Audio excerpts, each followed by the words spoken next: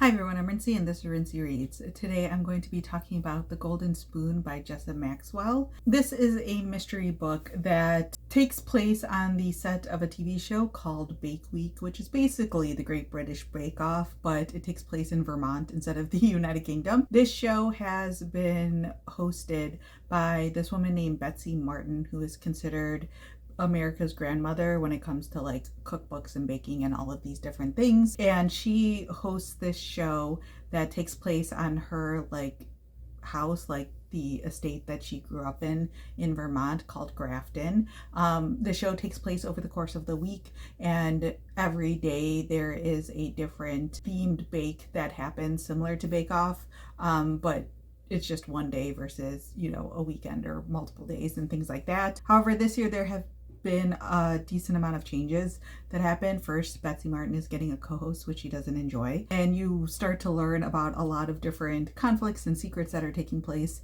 behind the scenes. It seems like someone is sabotaging some of the bakes for these bakers, but also when the story begins, you start towards the end of the story and Betsy Martin discovers a dead body in the baking tent.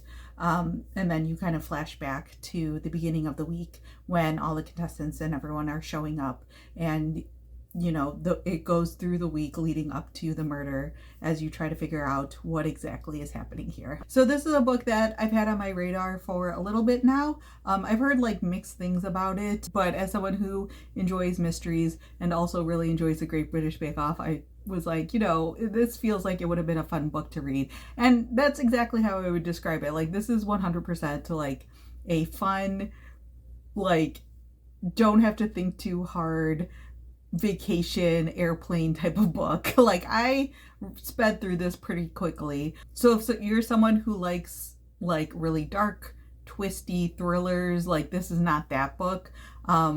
But if your taste in mysteries tends to lean more on the cozy side and you enjoy the Great British Bake Off, I think you'll enjoy this one as well. The way the story is broken up, you are following the perspective of both Betsy Martin as well as a handful of the contestants that are participating in the competition. And so like typically I'm someone who doesn't really love multiple perspective books, but I feel like it kind of works in this situation, partially because like typically with reality TV shows and these sort of competition TV shows, you do get like backstories on the different characters or the different competitors, and you get to see like all of their different perspectives and things like that over the course of the competition.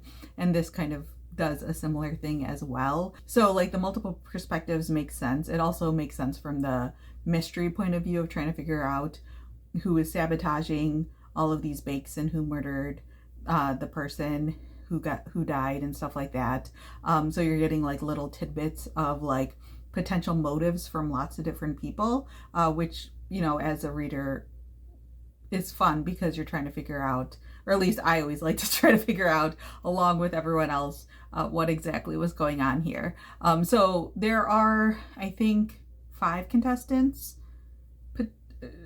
Don't quote me on that, but there's like between like 5 and 7 contestants who start off on the show. But I feel like there's like 3 to 4 contestants who you really focus a lot on and you get a lot of backstory on. And one of the things I really enjoy is that these contestants have like very specific backstories that they are coming into the competition with that inform a lot of the decisions and like the choices that are made and stuff like that. And I feel like these are just like really fun characters with really interesting backstories that work really well in the context of this story. Like, is this book the most like mind-blowing mystery book that I've ever read or anything along those lines? Like, was there a big reveal at the end that like blew my mind? No, not really. But I do feel like the pieces come together quite nicely. I do feel like there are some like suspensions of disbelief that you need to do with this book, which I'm fine with on occasion. And I feel like these ones aren't like too egregious, but like when things are revealed towards the end of the book, like to me, it felt like it was very clearly leading to those people being behind those specific things. There were some like backstory reveals that I thought were really interesting. Specifically, all the stuff with Lottie was like probably the most fascinating out of all of it. And if it was a story like mainly focusing on like her storyline and her sort of backstory and things like that. I'm not going to say too much more than that. If you've read it, you know what I'm talking about. I still think that this could have been like an even stronger book, because I'm, again, the type of person who doesn't love multiple perspective books. But I think like her backstory was like probably the most interesting and fascinating. So yeah, I feel like if you're someone who reads these sort of like leaning cozy mystery books, like I saw comps to Anthony Horowitz and like Richard Osman, and I feel like this is like a good kind of comp to those authors' books as well. Like they fall into a similar umbrella. Then I think that this is a really fun one to pick up. And again, if you're someone who watches the Great British Bake Off, I feel like it just works even more for you as a reader, because like there are all these nice like references to like that show, or like things done similarly, or the way they talk about things on the show versus like how it's handled in this book and stuff like that. It's just really fun. And I think it's just kind of like the perfect sort of just fun mystery book that I personally just like enjoy picking up on a, you know, regular basis whenever I can. So yeah, I think I gave this book like a 3.5 star like rating. It's not